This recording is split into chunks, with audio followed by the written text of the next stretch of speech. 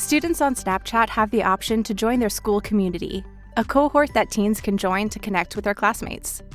Once they join their school community, they can more easily identify classmates from the Snapchat community to connect with, see stories from fellow students in their school community story, and organize around common interests. Extracurricular activities, study groups, sports teams, and more.